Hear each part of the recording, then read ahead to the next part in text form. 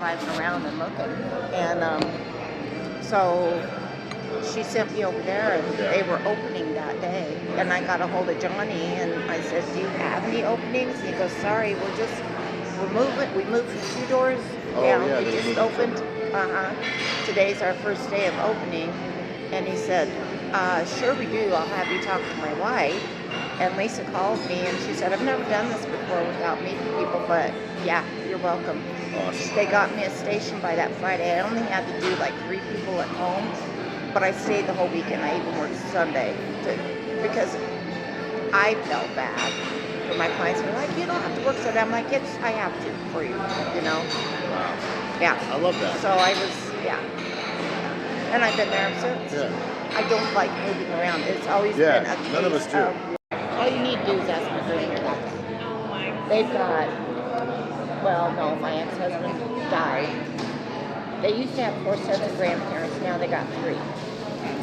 But even before he died, he was never a father anyway. I was number 1. All you need to do is ask them. When I was in the hospital earlier this summer, it was raining out, so my grandson was missing all of his baseball games, all that shit, all the practices. They were calling me. They have so much love for me. They were calling me like every 20 minutes. Sometimes when I think, oh, now I can maybe sleep, and the phone would ring. Well, I was just laying my phone down because I have millions of doctors coming in to see me. I'm like, "Guys, you want to just hear what the doctors have to say?" Because they would get on together. I mean, they would put it on speaker. And Bryson would say, my grandson, he'd say, "Nana, you're right, those doctors would love you." She said, he goes, "But you lied to him." I go, "It's okay." I have to. Yeah, you do. But they'll tell you, I'm a giver, but as long as they give back my kisses and my hugs, I'll give them the world. And I do that. The one thing people will tell you about me is I don't say no. Tanya, you need to say no, Robin. You can say no, you know. She'll see me going downhill, especially in the wintertime. I'm real bad. Oh, you kind of get a little bit like what? Like you do too much? I have rheumatoid arthritis. I have fibromyalgia. Oh, you don't even want to write all this down. Oh, I need to know. No, I'm not going to use it again, so I just want to know what's up with you. I have MS. Oh, you do? Okay. That's why I was out today. Does the heat bother you worse with MS? Yes. And I'm on medicine, but I went out of remission Wednesday morning when I was getting up to go make my coffee and start my day, to go to work. My legs, I went right on the ground. My legs. My girlfriend had to take me in my wheelchair to the doctor to start me on and now for a week they come every night to get me Cytomedrol, which is intravenous steroids. But I deal with it. They watch me over there. Okay, in the wintertime, you'll see me in it. It looks like a ball. Okay. You kind of like stumbling a little bit? Okay. That's good to know. Yeah. But you're not. Like, let's do this. What do you think you're really good at? And then what do you love to do?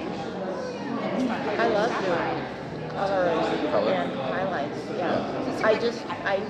I know I'm slow, real slow on certain days, especially with my hands. I'm a lot slower than I used to be. But that's what I love to do. I love to create. I like doing new haircuts. You like doing what? New haircuts, new styles. Yeah. What made you get into this business?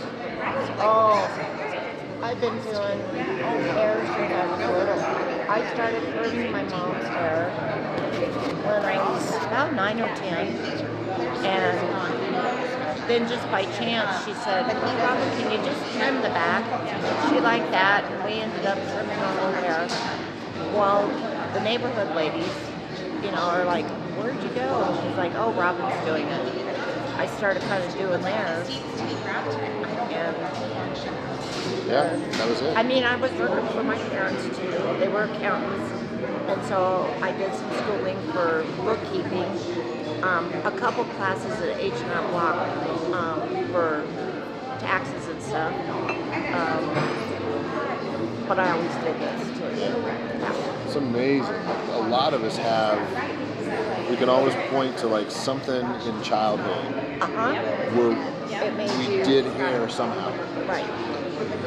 That's cool that that's your story. We all have something though. Something that, And even though you And could I have gone think down too, that safer route. you know, like you say, you've got the eye, the clutter and stuff in there.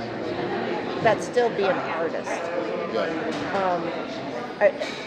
My client the other day was asking me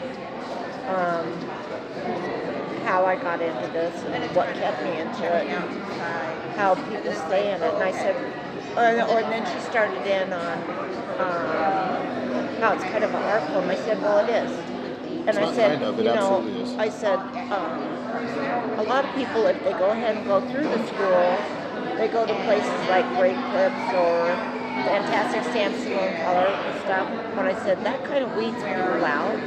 I said, really, if you ask around at almost any really good stylist, there's some kind of artwork that they do outside of here. You know, whether they paint or they just like decorating or crocheting. It's an art form of something that they do outside of here.